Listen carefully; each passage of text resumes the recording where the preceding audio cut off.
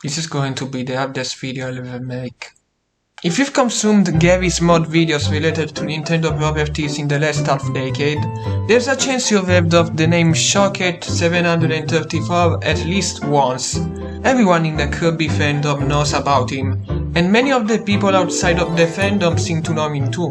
But for those who don't, ShockHat 734, or ShockHat for short, is a YouTuber who started off making short memes before quickly getting interested in Gary's mod, or GMOD. His first few videos were really janky, but even still, they had a certain charm to it that is present even today. Over time, he will switch to making videos about various Nintendo properties, to Kid, to mostly Kirby. This may come off as a surprise, but back in his infancy, his web series didn't even have a name. It was GMOD, title of the episode. It wasn't until 2020's The Last Tournament that the series would finally be given a proper name, SSGV5. As the pandemic started and most people will end up stuck in their homes, playing games, watching movies on Netflix or videos on YouTube, anything to distract them from the grim future at the time, ShockHat will gain some recognition in the Kirby fandom. I remember being 13 years old at the time and looking at one of his videos popping up in my recommended feed. It's Kirby and the Amazing Mirror parody. So of course, I moved on and forgot about it. But then I will probably meet the channel and series via his video about Kirby going to school. This period that started out in that year's spring season is what I consider to be SSGV5's golden age. Many of these episodes had jokes that, while not always eating or being super intelligent, could make even your older peers laugh. Characters that were a bit flanderized, but just as enjoyable. Of course, not every episode was perfect, or even good, but for every Kirby's average day, you would get at least 3 the edgiest, if you know what I mean. This era would end with what I like to call the Trinity of SSGV5, the best 3 episodes the show has made currently. Kirby goes back to school, Kirby goes to the store, and Kirby's Dreamland the Third. Those episodes were, are, and will always be really funny. It's 3 of the few episodes that have every single moment, every single joke, every single character interaction just work. I gave 2 of these 3 episodes an S tier, roughly a score between 8 and 9.5, with the other an A+ tier, 7.5 to 7.9. That's how good they are.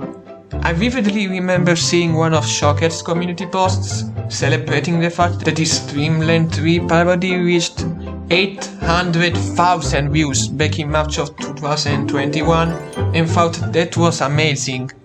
If only I could predict how many more views he could get on just one video. At the time, I really loved and supported the channel. His videos seemed so consistent and just plain fun. And then, a change happened. Alright, before I continue my rant, I'd like to address a criticism that fans of the series like to use to shut down any kind of criticism. It's just a parody. It's just a stupid series made for laughs. You don't dare to expect anything more from it. By that logic, there's no use in criticizing SpongeBob or Family Guy's downfalls because they're just comedies. That's what you're saying basically. My point is, I get that the show is only meant to be funny, but I personally think that even the dumbest series, on the web or not, deserve criticism. And if you're going to say I'm an idiot for expecting people to criticize a web series in the comments, do it! That's not gonna stop me. Who I want to talk with are the people who may be fans of the show, but can handle criticism. I'm not gonna sugarcoat it, so if you feel offended, you did this to yourself. I know this tangent was a bit long, but I really needed to get it out of my system. Back to the videos, after Dreamland the Third, ShockHat would release The Temple of Chips and Kirby gets his extra maximum tomato stolen, which are just average. I used to really like the former and despise the latter, but time has been kind to these episodes. They do include symptoms that would plague the later episodes, like Kindy caring about chips to an unhealthy degree, the three major sisters being used to make the same joke until the sun explodes, Kirby caring about food too much, and Magolov getting obsessed with selling objects and scamming people, but besides that, they're fine. Same thing with the 5K special. Those three videos aren't on par with the other three I mentioned earlier, but again, they are nothing compared to what would occur later on in the year. It was in the summer of 2021 that the quality of the series skyrocketed in the other direction. ShockHat 734 gets his computer stolen is the first episode that I would consider bad. It promises this big adventure where he and Kirby will get his PC, and all that happens is just Alcandradi showing up for 25 seconds, Magolov failing to scam the two, Kirby's anger leading them to get kicked out of Meta Knight store, reviewing a tomato on YouTube, which goes as well as you'd expect, and running away from the police in the most boring way possible. A few mediocre episodes will come out after that, but I don't think that any of them were telling of how bad the show was going to get as much as the one that will be published at the end of July 2021. 7 Ways to Kill Kirby. First of all, the title is clickbait. Kirby never gets killed and brought back to life in any of the scenarios, but that's besides the point. This video will showcase the problems that pervade the series to this very day for the first time, or the first time they started being annoying. I mean, this video has characters getting flanderized to the point where they're just stereotypes of what they used to be, reused jokes, outdated jokes in terms of Among Us and the word sus, which was no longer funny since that year's spring season, what with big gay rapper making fun of the people who say it ironically or not. There's a scene in the video that's just Kirby gets his extra maximum tomato stolen, but worse, with Kirby being transformed to his classic counterpart and trying to kill Susie and Max. And that scene goes for more than a minute. It may have been funny if it was 15 seconds long, but by the half a minute mark it drags on. And also, it's another way of spreading haha Kirby is evil / haha Kirby is a menace beliefs. Yes, that green screen was used in Dreamland the 3rd too, but at least it was used for only 3 seconds. And you could easily get distracted by the gooey strip joke, so that you wouldn't notice it at all. This would be the way most episodes will turn out for the rest of the year. Either bad or mediocre, no in between. Despite this, I was in some sort of trance or state in denial. I couldn't accept that the web series that made my days better was starting to turn into one of my most hated shows. I really held on to the hope that someday, somehow, ShockHat would come back with the quality content we would get at the beginning of the year. New year, new ShockHat, right? It was Kirby's heart attack that made me snap to reality and realize that this wasn't ShockHat having bad days. This was just how his videos will be made from now on. By the time his Kirby and the Forgotten Land parody came out and I finished watching it, I asked myself one crucial question. Why am I even watching this anymore? And then I realized why, and I felt really sad for the rest of the day. I know that I might be punching in the air with what I'm saying right now. Kirby Forgotten Land is ShockHat at its best to many people. It's his most famous video with over 8 million views, and probably one of the most popular in his fanbase. But I'm not gonna lie, I think it's anything but good, and I'll get to why that is in a bit. Later on we will get even more bad episodes. Gooey's epic adventure is not epic at all, with Gooey continuing to be as intelligent as Patrick from modern SpongeBob, outright killing people just because someone asks him to. Not because he's threatened to get his friend shot, not because he's put into a corner. He does it just so he'll get a reward. Spoiler alert, he doesn't get one. Kirby's Dream Land the 2nd failing to be a worthy successor to Kirby's Dream Land the 3rd. Kirby 2 Buffalo episodes getting a sequel. Any episode coming out at the time was always a swing and a miss. Shockingly, no pun intended, the only episode I thought was above a 4.5 out of 10 was the one about Kirby's Dream Buffet. Mostly because it's only 2 minutes long and that means it can only really do so much. The episode is mostly just white noise, but considering what I had to sit through, it's a breath of fresh air. It doesn't feature Kirby being a jerk to other characters, or really any kind of flanderization that was present in other episodes. By the time the Christmas special was uploaded, I finally decided to unsubscribe from the channel. So you can see that in the second half of 2020, the show went from good to great, then at the start of 2021, thanks to the help of 6 episodes and 1 short, the show lost its groove, partly because of the way it ruined its characters, mostly because of the bad humor. Even Failbot doesn't really seem to find these videos all that funny. Sure, he may have claimed in one livestream he had fun watching one, but his face says more than any words could. He didn't really laugh at any of the mouthful more nonsense, the meme noises. He only really laughed at the reference to the stair meme and a sudden explosion. The show is meant to have humor for all kinds of audiences in the Gen Z crowd, at least to an extent, so there was no doubt he would have laughed at some jokes and thought, this guy is not half bad. This guy gets it. All of the qualities I like about it are just gone, replaced with attributes familiar to a certain adult sitcom. Jokes that could be enjoyed by anyone? Nah, let's just have the characters regurgitate their character traits, and have that serve as the gag. Or use lowbrow Gen Z humor like Family Guy. Characters that weren't role models, but you could empathize with. Now we have scumbags who are either too stupid or too mean-spirited to care about anything but themselves, while the good guys get beaten up for petty reasons, not unlike Family Guy. Creativity and originality, they've been replaced with constant references to stuff that audiences recognize, in hopes that they'll forget about the product they're consuming right now is bad. Like Family Guy. But why is it? Why am I one of the few people who hold the belief that ShockHat's videos aren't as good as they used to be? Some hardcore fans would argue that this era I despise is the true golden era.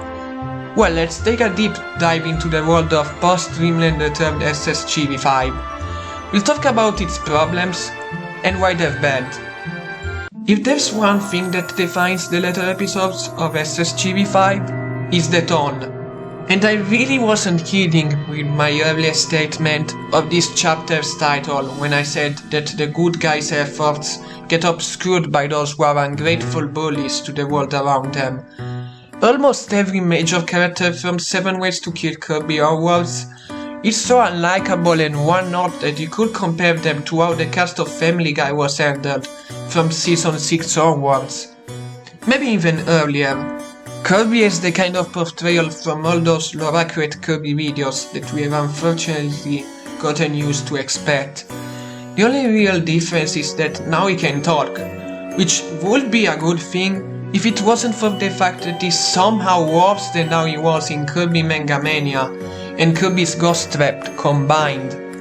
He doesn't even have some sort of dignity. 1 minute he'll torture others for merely teasing him or telling him what to do, and the next he'll whine like an infant about how someone dared to threaten him to close down food stores if he doesn't do his job correctly.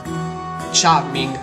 Kid Didi is basically just Kirby, but he's the anime counterpart, so he lusts over bags of chips and torments a Escargoon.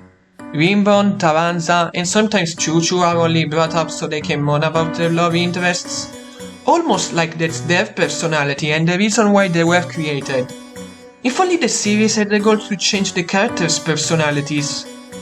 Oh wait, also they keep making moments where Ribbon tries to look like the straight man or voice of reason, which does not fall flat on its face, trust me. Magolov and Susie are your generic cookie cutter villains, only ever used so they scam or attempt to kill someone. Where's the character arcs they had in the original games? Adeline is only really used so they can have jokes about how she's traumatized by anything resembling dark matter. Heck, not even Gui was saved from the character assassination. He doesn't even have a lick of common sense anymore. He's literally as brain damaged as Patrick from Modern SpongeBob and the Patrick Star Show, doing whatever the episodes demand.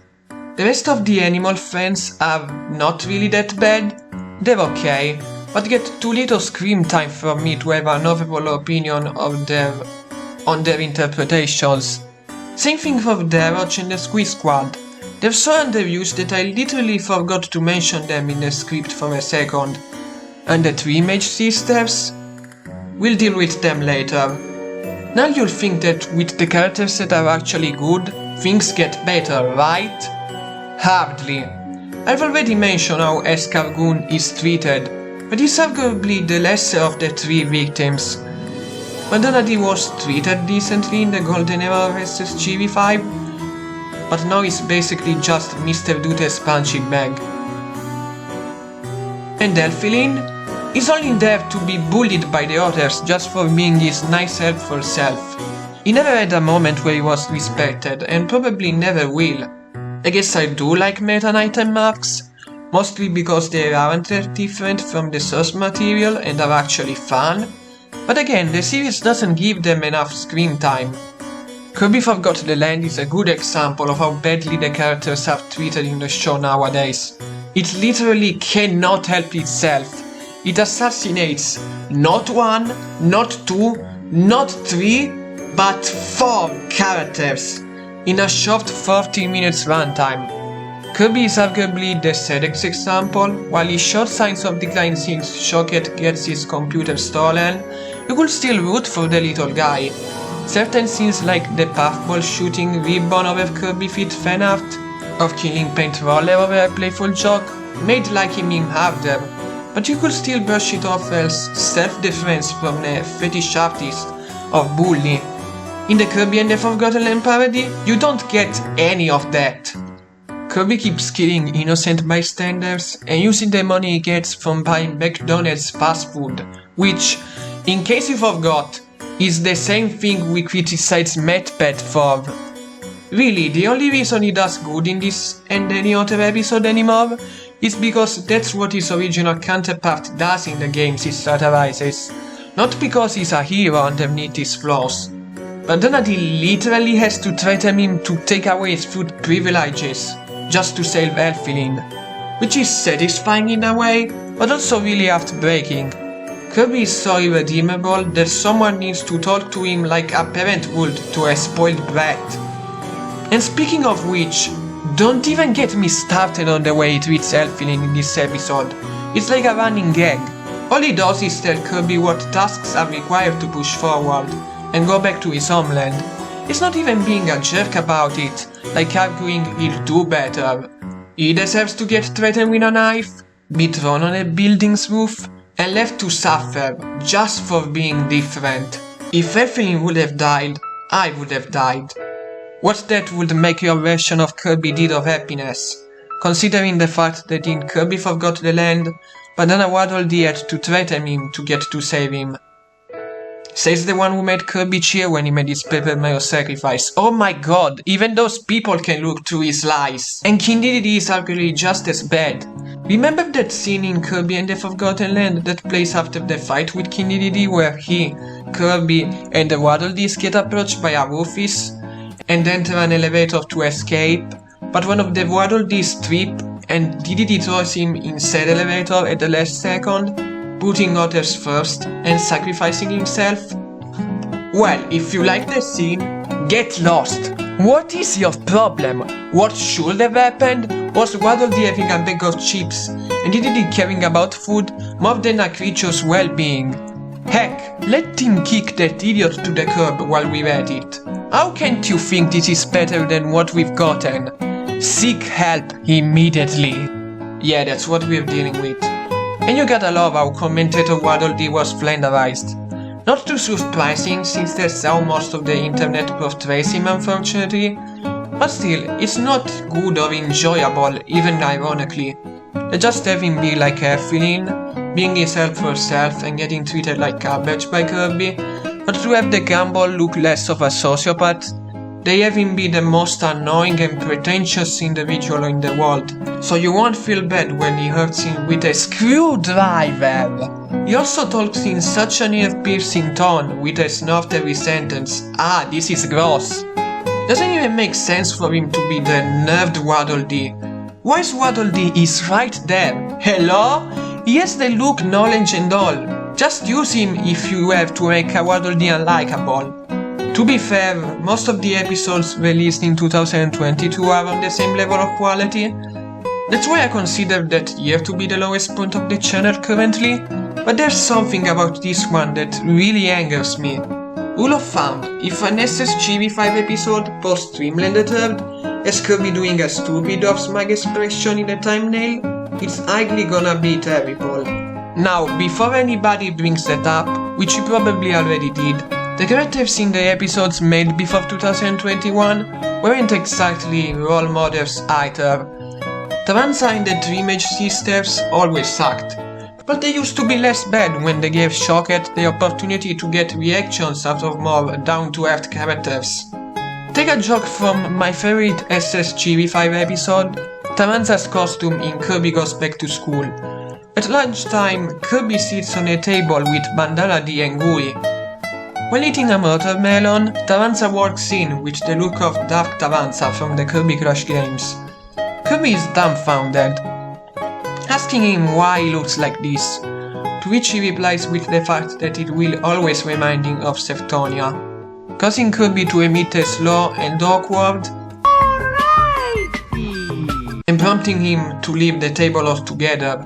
The joke is obviously that Taranza is depressed about Septonia because why wouldn't he?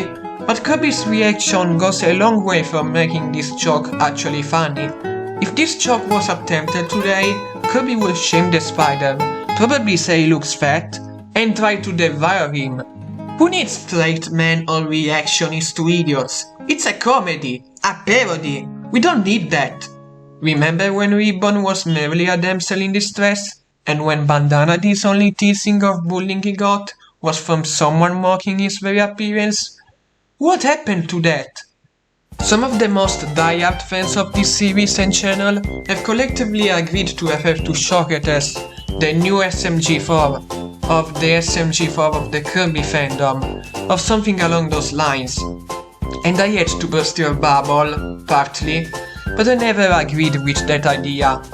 I'll do a comparison once we get to the humor, but it's true for the characterization too. Maybe it's just me, but I always thought the appeal of SMG4 was its unique approach to parodying these beloved characters. Luke could have easily just taken the way other popular Mario content creators portrayed them, like M. Jacob Barker or, God forbid, Dorkly. It could have easily just had Mario beam into his brother and turn the others into shells of their former selves, but he didn't. Instead, he did his own thing. Sure, you could argue that Mario lasting over spaghetti so much is flanderizing his character to one of his traits, but not every character is, or was like this. Luigi is gay, Peach is a beast, the Teletubbies are assassins, Bowser is a big baby, and so on and so forth. Say what you will about SMG4, but these videos didn't have the characters acting like themselves, with their traits amplified to 100. Now look at SSGV5. Almost every portrayal is taken from the worst kind of Kirby parodies on the web. There is no personality in these caricatures of your favorite characters.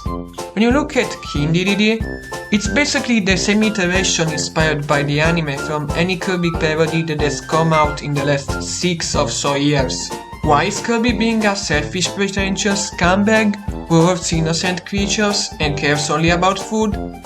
Because that's how any comic illustrator, animator, and really any content creator on the internet who pretends to know about Kirby portrays him too. Why is Taranza thinking about his dead love interest 24/7? Because that's what the franchise does.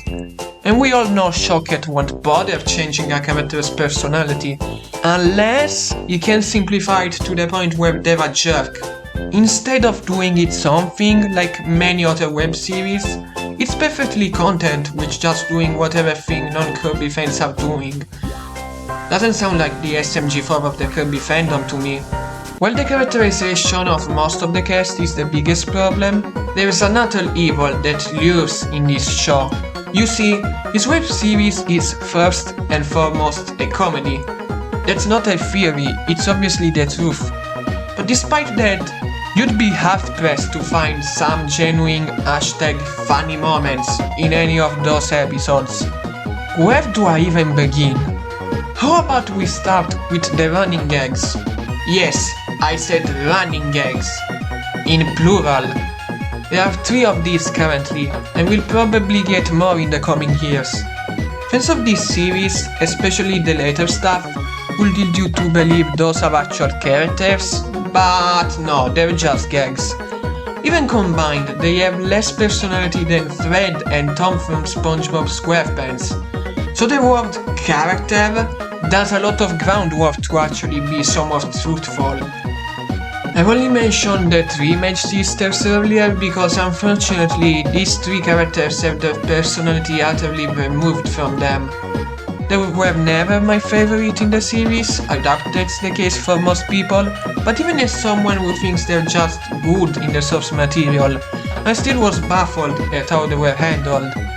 The whole thing is that Flammage will get unreasonably angry. Francisca will tell them to chill out, man, leading her to get even more angry, while Zan Partizan has to endure these two's insanity. Isn't it funny? Okay, this joke was present in the Golden Era too, but since, you know, it was a new joke at the time, it was somewhat okay-ish. But this isn't 2020. It's gotten old. This sentence really transitions us into this guy. This freaking genie-like humanoid is the bane of my existence, and I wish he wasn't real, but a figment of my insanity. This is Mr. Dooter. He's a boss in Kirby's Adventure Wii, but you're probably familiar with ShockHat's version because he won't stop shoving that joke on our faces. You see, Barry was a great man, a special man, a great man, a special man, a great man, a special man. Whenever you hear this annoying sentence, it will always be followed by Mr. Dooting asking what this guy keeps blabbing about was, which almost always ends up with Bandana D saying exactly what he says, and gets beaten for it. Boring. ShockHat has been abusing it for so long, I doubt he even remembers what made the joke funny anymore. Now the joke was introduced in Kirby Goes Back to School, with Mr. Dooter being the history teacher, and assuring his students that it's not that hard. He then says that centers have come to dread, only for the things I've said earlier to happen as always. You know the drill. The joke was funny and an actual commentary on how hard it often is for students to pay attention to history lessons, even when they don't have ADHD. It does not work when you remove this genie-like creature out of the institute and use it to beat down on poor Bandana D. ShockHat went in the direction my leg went in season 9 of SpongeBob onwards, thinking that the reason the gag works is because of the screaming or just the line itself, which obviously isn't the case. I won't be surprised if ShockHat ends up making a video that's basically just a backstory for why Mr. Dooter keeps talking about this Barry guy, like it was done with my leg. People are still going to argue that episode is better than the dumb stinky new SMG4 that does arcs and takes things seriously and isn't willing to just rot your brain. And now let's end with the worst. At least the other ones were ruining established characters, not ones made for the joke the author wanted to tell. Evil Matthew Stewart is a blue recall of Mario, not unlike those old and barely changed Do Not Steal OCs of Sonic, and other Sonic characters, voiced by Matthew Stewart of course. He does have the most inspired joke, which is a low bar, but on the other hand, I don't know if I can even call it a joke. His existence involves appearing out of nowhere with his stupid car and then shouting, "I hate Super Monkey Ball!" Now I know that jokes don't always have a deeper meaning behind them. Some are just meant to be silly lines you can say to yourself or your friends and possibly get a chuckle from. But this isn't one example. I'm killing off the recolor for real. No. Alright, wait, Why? please. He's so funny though. What's so funny about someone saying that they dislike a game from children? How are you real? After spending time with the chimpanzee in a boss super game, I've developed a strong dislike for it, finding it extremely frustrating and unenjoyable. If I said that outside my house, nobody would have laughed, let alone laugh with me. People would think I'm weird, and dogs would try to eat my face. Just having someone say that they hate a game for children is such a dry joke. Do they hate one game? A few of them? The whole series? What other games do they hate or like? Why does this guy hate this game anyway? Okay, so I've just rewatched the scene from Kirby's World, and ShockHat plays the game and sucks at it, ending up disliking it as well, implying that's the case with evil Matthew Stewart too. I suck at Kirby Tilt and Tumble, but I don't go out of my way to shout, "I hate Kirby Tilt and Tumble" on everybody's faces. And for the few people who are still willing to argue that this is the kind of content SSGV5 would have made in the mid-2010s, evil Matthew Stewart should be proof of that. I know that some man child is gonna scream at me and say in the comments, "But Lost! Minecraft Steve is in SSGV5 and he's popular for his 'Hi guys' catchphrase." And if you're writing that comment genuinely thinking it's a great counter-argument, I'll have you know that Steve has a natural personality. He tries helping the crew with their cafe, he destroys the Warrior Brothers crane, he avenges his chicken in one episode, shows concern for Mario in another. Now look at evil Matthew Stewart, whose character begins and ends with a sentence that isn't even funny. It's not even loud equals funny anymore, it's words equal funny. I mean, he does like Kirby 5 2 and destroying orphanages, which is a plus in terms of his personality, not immorality, but that's it. That's how small there is to his character. And I don't expect comedies to have super 4-dimensional characters, but at least give me something. If Matthew Stewart was introduced in SSGV5, the ones who only enjoyed the golden era would have used it as another reason to bash current stuff. But because this came from professional comedy ShockHat, we have to say it's funny. Matthew Stewart will be something SSGV5 would mock, not embrace. A recolor that only exists to say a sentence, "Has the world gone mad?" And spare yourself the trouble of saying, "Well, actually this is what SSGV5 would have done in the golden age. The comedy is in the exact same ballpark." As if telling yourself that makes it true. You know what? I've stalled enough. Let's compare some of ShockHat's best acclaimed videos with those of SSGV5. Let's analyze ShockHat's most famous video, Kirby Forgot the Land, with the most famous SSGV5 video, Who Let the Chomp Out, and see what jokes they tell. Kirby Forgot the Land begins with the intro jingle and a random voice clip that may or may not be somewhat related to the episode's plot. This time it's the Matful mod voice clip. Get used to it because it isn't used just there, but 6 other times throughout the video. Again, just having a sentence in and of itself isn't funny. This kind of joke doesn't take any brain power. Everyone can do that. I can do that. Watch. Orange elephants are awesome. See? I'll repeat it one more time. Orange elephants are awesome. Wow. It's like this kind of humor can't even be considered humor because you're literally babbling nonsense that doesn't even sound funny to begin with.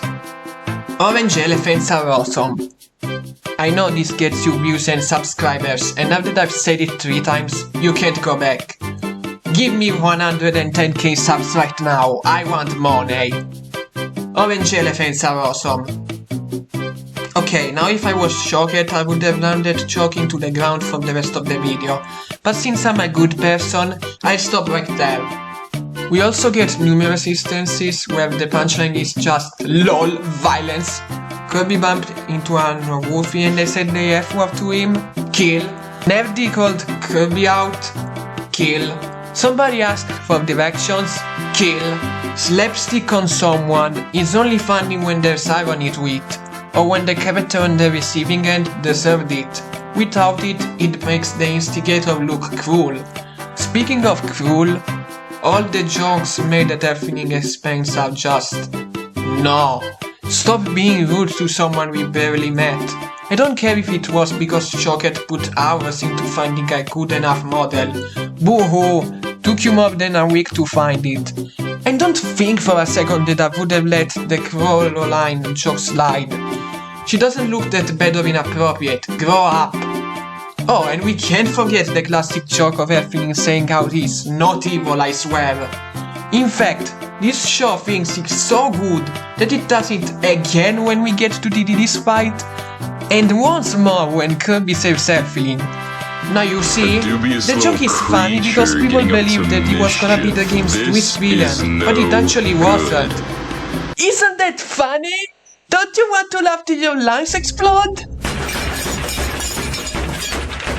Oh, and could you stop that there will be brawl Kirby slander?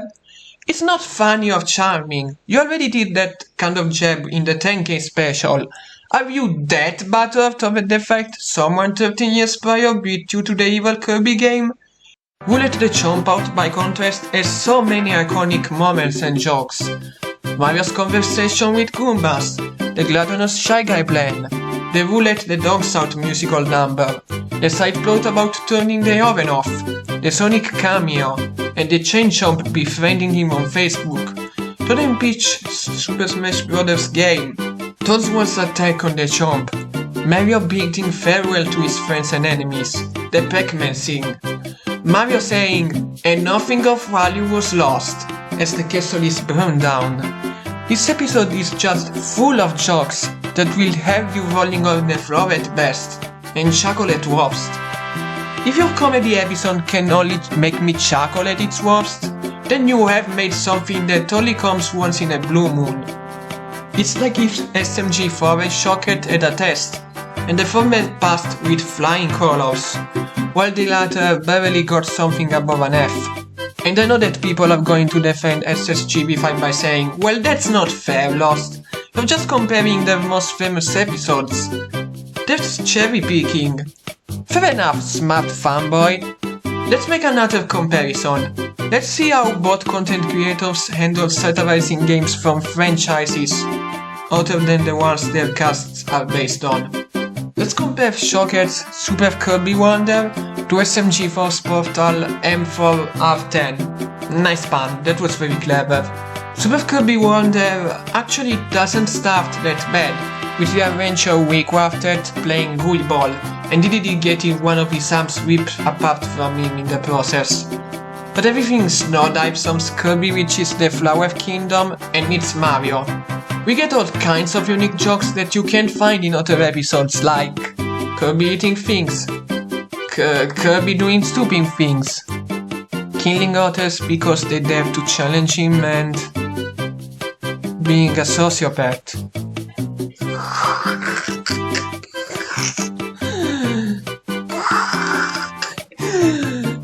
Wait, is that Kirby with Dumbo's ears?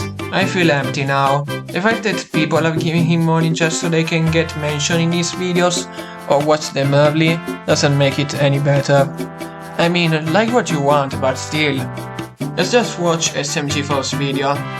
So Mario gets transported to the world of Portal by eating cake, and he gets a name tag shoved up his butt. Okay, I'm happy again. The teleporting shenanigans, Mario's relationship with GLaDOS, Mario trying to kill himself, the helper box, Mario killing GLaDOS with the Teletubbies show. See what I mean? ShockHat and his web series may feel like an imitation of Golden Age SMG4 on paper, but in practice, it's not even that. Tons of the rebellious, edgy, mature, out there jokes that made the episodes more hilarious just aren't there. You can't even argue that the web series is a continuation of that period of SMG4 content without the edgy stuff, because the humor is extremely different between those shows. The claim is just wrong. If anything, it spawned its own list of annoying copycats. like Mediocrity Warrior, Thunderburger 79, and being Kirby 7, which the latter had potential, but eventually fell into mediocrity. Not the Kirby star because his series actually evolved into its own thing, and didn't just go for comedy. Even if you're not comparing this garbage to the legendary SSGV5, the episodes still end up being horrible. Kirby Took 2 is a good example, a great one even. Why did it even get a sequel? Kirby Tube already was one of the weaker episodes from SSGV5's golden era. How do you make a sequel out of that? Okay, here's what you do. You just take the original and do it again. Yeah, really. Kirby's channel gets 1 subscriber and then the entire cast goes, "We need to beat this loser." Literally every following skit goes the way you'd expect by watching the first 50 milliseconds of it. Meta Knight gets his face leaked online, Adeline gets killed by her own drawings, Elfilin gets bullied online, Magolov scams you, Susie opens up on OnlyFans and makes Taranza look even more of a loser, Ribbon plays Roblox and obsesses over a Kirby impersonator. It's so freaking boring! The episode does try with some jokes admittedly, like Gooey interviewing a rock, which would work if the blob pretended the rock was talking the same way a kid would while playing with his toys. But because this would lose the attention of the ADHD, Gooey suddenly grows a human body and says every brand that's been sponsored on YouTube at least twice, but adding Gooey in their names. How funny! It's embarrassing what people like ShockHat think of comedy. To him, this is the kind of humor his audience of 13-year-olds deserves. I can't believe people clowned on Beluga for doing the same things over and over again, yet never did that with ShockHat. Beluga's videos, for all their problems, came from a place of art and passion, at least a little bit. That's not been the case with ShockHat in a while. Even Simply agrees with me. I can't watch it, man. If even the guy who ruined the word jackass for hundreds of people thinks that professional comedian ShockHat isn't funny, then there must be something wrong, right? Well, clearly there must be, because ShockHat knows about the drop in quality. Ever since April of last year, he has decided to make videos criticizing / satirizing other content creators. Can you guess who he took a jab at first? It's Modern SSGV5, of course it would be. And because of course he would, he decided to make fun of the anime arc, a period of SSGV5's history that happened 4 years ago at the time of making that video. It's gonna be 6 years soon enough. I do find adorable that his points for why that arc and Modern SSGV5 in general don't work is because of the overuse of the sound effects and being all moody and serious, when that's exactly what his videos are, full of unnecessary noise. And while it's true that his videos are less about ongoing stories, it's not like they're devoid of serious moments. In the last few years, he's gained this weird obsession with having the quote-unquote antagonists having sub-moments that end up falling on deaf ears. Take Kirby's Dreamland 2nd, or how the DDD ruined Christmas, where Dark Matter and Escargoon antagonized the main characters of the episodes, only to reveal at the end why they were being the way they were. How they only did it either because they were lonely, or just weren't the ones they did wrong to. It almost feels like a dementia patient having a moment of clarity, asking for help from bystanders, showing how they desperately need some love and comfort during these tough times, only to go back to getting tortured by the hidden demons. It's the same scenario in those two videos, except it's not as metaphorical. ShockHat legit feels like a jaded teenager who's insecure about his abilities at being entertaining, but instead of looking at others for advice on how to improve, he just lashes his anger and sadness on whoever he feels like mocking on a certain year. It's perfect for those who are so obsessed with classic SSGV5, who reject anything past 2016 or Maggie's debut, who think that ShockHat's videos have enough elements resembling those of SSGV4's past creations, so that they can argue that he's the new SSGV4. who think that the series never had serious moments, but not for those who actually care about quality. Heck, even the two SMG4 episodes I compare with SSGV5's have serious moments, even if they're at first. I get that comedies are meant to be funny, but there are comedies with serious moments. There are multiple. SpongeBob, The Simpsons, Family Oddbeds, The Amazing Digital Circus, Family Guy even. It's ridiculous to say that a serious moment in a comedy is bad because you don't go to a comedy to get the feels. Like, what about the execution? Again, SMG4 may not have had really serious moments before the arcs came into the picture, but even if there were no serious moments in it at all, the series has always been sincere. I'll take that over something chastising me for having human emotions. Doesn't that sound wrong? I do like how he made fun of content farms channels, ShockHat channels, and really any YouTube channel for kids nowadays. How they're filled with themes kids shouldn't know about at such a young age. Friday Night Funking, the rap battles, etc. It's the worst type of content, next to maybe these videos with multiple clips playing at once. Apparently those videos are known as sludge content and I'd really like to see what he thinks about those. Surely it's above the oh look, it's sludge content, but it's made by ShockHat, so it's fine. Right? I don't know what to make of this anymore. It's as if ShockHat both likes and hates those content creators. Weird. Now, I'll admit, I haven't watched any of the episodes from 2024, apart from the Kirby Pinball Land parody, which by the way, is a really bad idea. Kirby's Pinball Land already is one of the shortest Kirby games of all time. How short? It's so short that it's the fastest speedrun in the entire series. And it barely has any content at all. How do you make a parody about it? You don't! You spend 1 half establishing how some random 1D family OCs got a game, adding a reference to the Anon Get Out 4chan copypasta, and spend the other half with Kirby and King DDD drunking the kid Waddle Dee into the game, because he dared to say he hated it, with a few seconds of the actual game being actually satirized, sprinkled in the middle. This episode isn't that good, but it could very easily be because of the short runtime.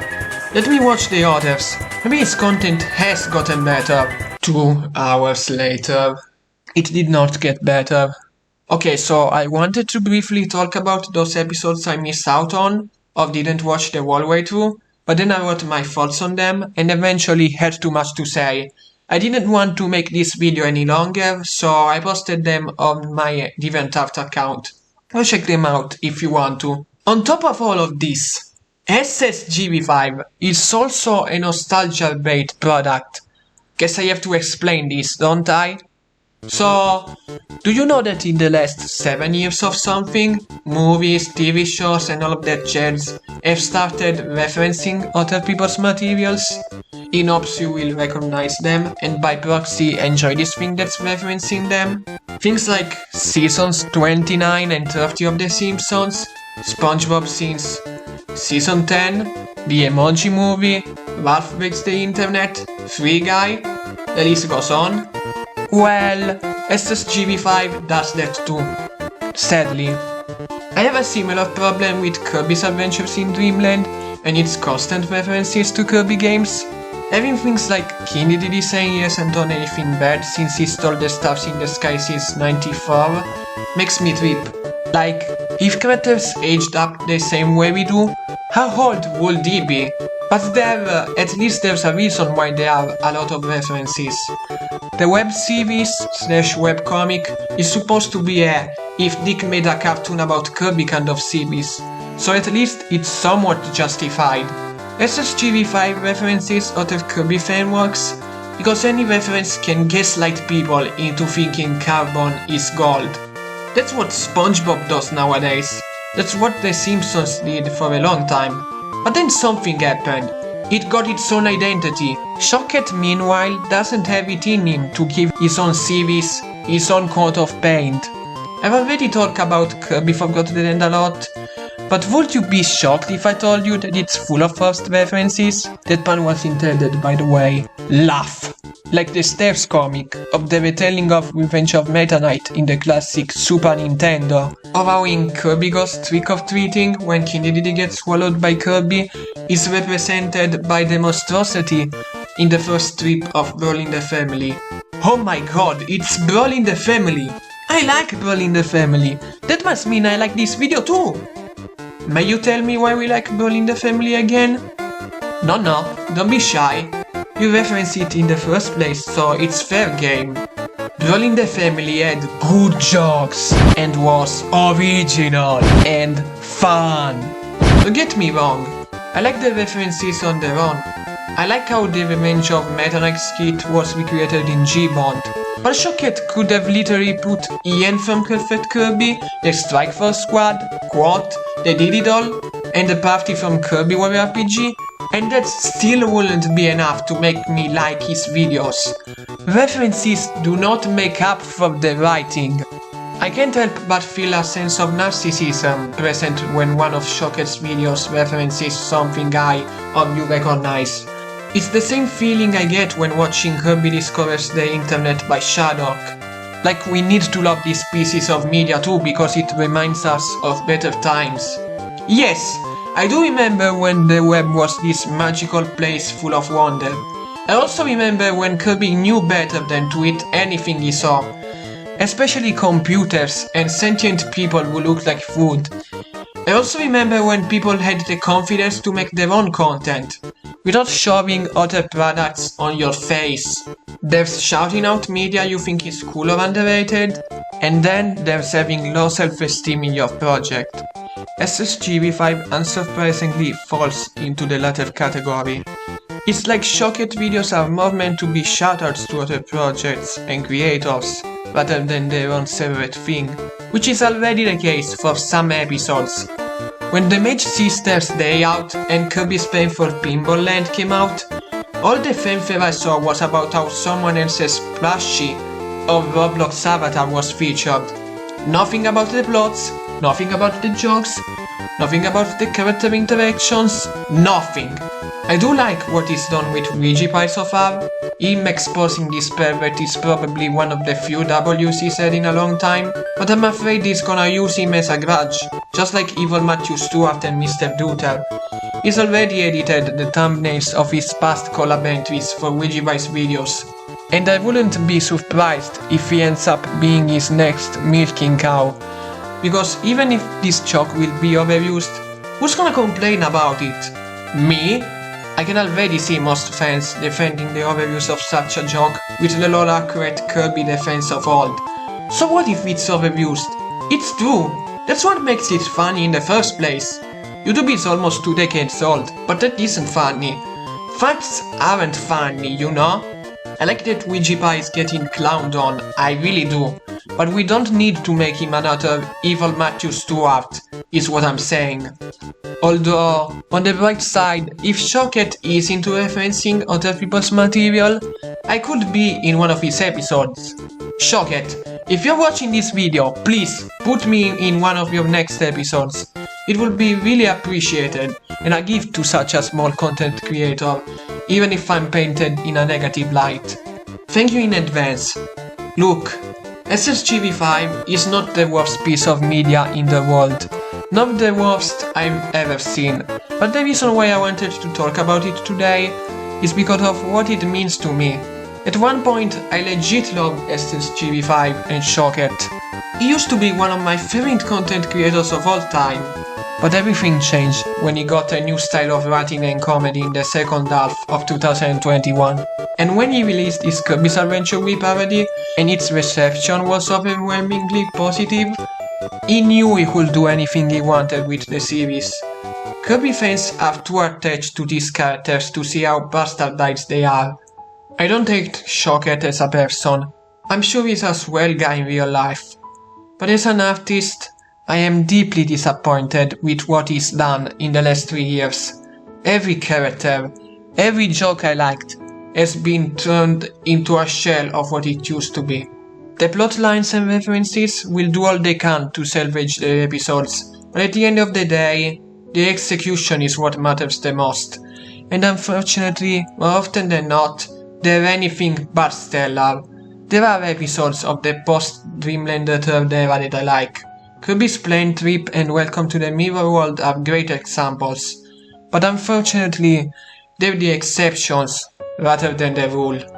It really is sad in a way to see such a web series change in such a drastic way. ShockHat had the potential to evolve, but he didn't. Why would he? Why should he evolve when the point of his web series was something else from the very start? After everything is said and done, what is SSGV5 without modern SMG4?